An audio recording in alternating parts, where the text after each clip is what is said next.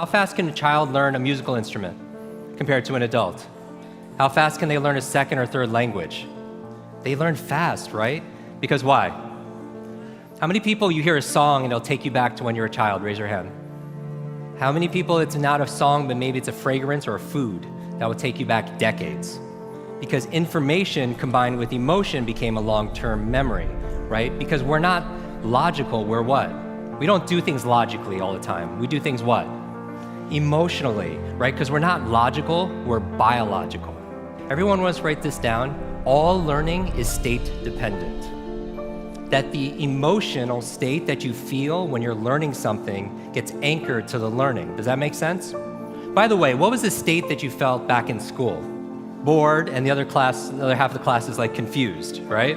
Now, on a scale of 0 to 10, what's boredom? 0. Anything times 0 becomes what? 0, and that's why a lot of people don't remember what they learned. It's the emotional state. Does that make sense? We said that children are the fastest learners, right? That they have this curiosity and they play all the time. Now, it's been shown in science, the research, by playing more actually creates neurogenesis and neuroplasticity. Like Einstein didn't have a bigger brain than anyone here, but in certain areas of his brain, he had highly connectedness. He did these thought experiments where he would put himself in these brainwave states, specifically theta state. That's the state that you're in when you shower. That's the theta state. That's a relaxed state of creativity. You're inspired. You come up with new ideas. New things come out of you, right? And so he had more connections in certain areas. And so you could promote that by playing more. We live in an age where it's not your muscle power, it's more your mind power. The faster you can learn, certainly the faster you can earn, but not just financially, in all the areas of your life. I remember recently, I got to introduce 2 of my modern day superheroes. It was Stan Lee. And we're going to dinner. I remember asking Stan, I was like, I have to know, you've created all these incredible superheroes. Who's your favorite?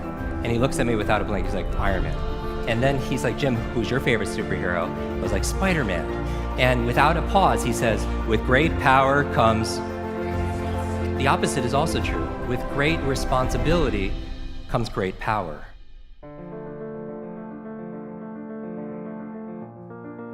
When you take responsibility for something, you have great power to what? To change things, to transform things, to make things better.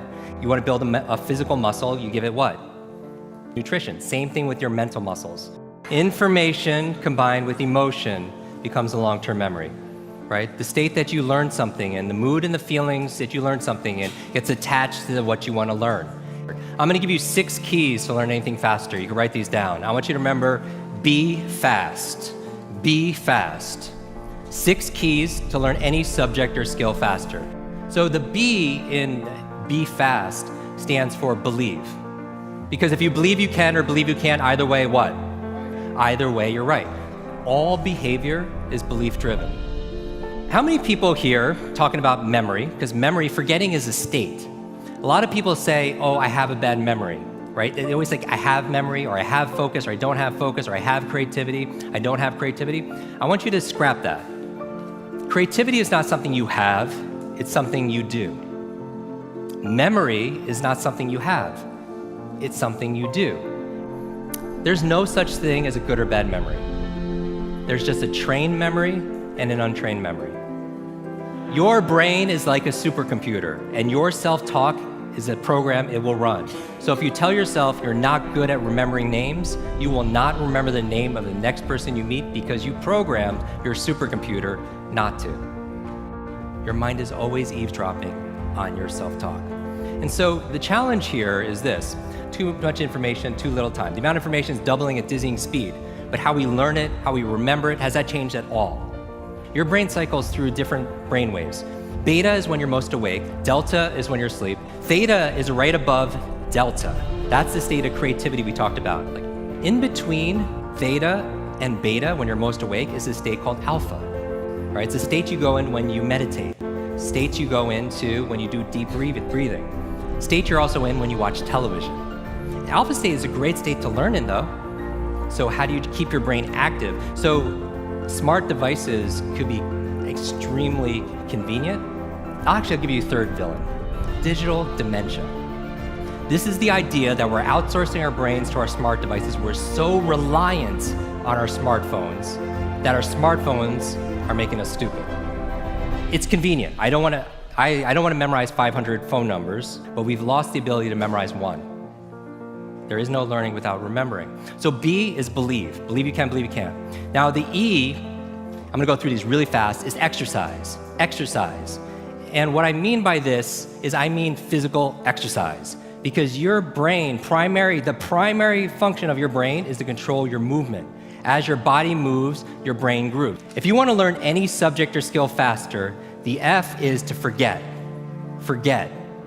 A lot of people don't learn faster because they feel like they know it already, right? So you want to forget about anything else than what you're learning here, temporarily. The A in fast stands for active. You take notes, you ask questions, you participate in it.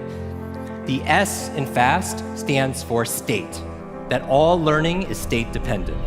All learning is state dependent. I never want to learn in a bored state, right? Most people, like when they read, they're in a bored state. People wonder why they don't remember what they read. So control your state. Finally, the T in FAST and B FAST stands for teach.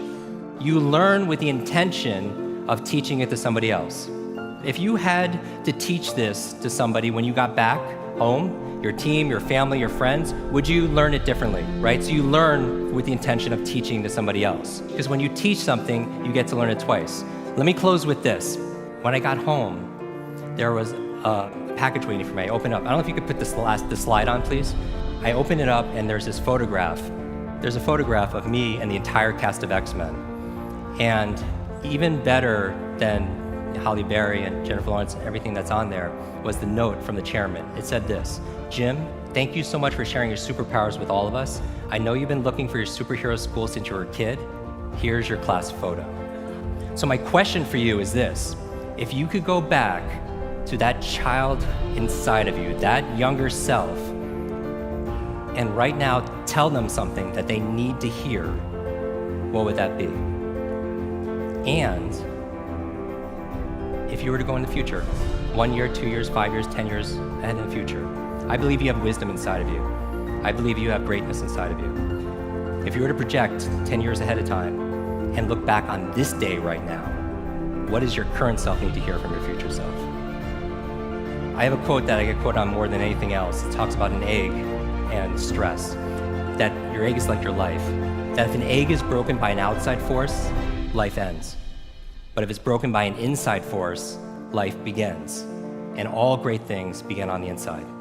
Thank you very much.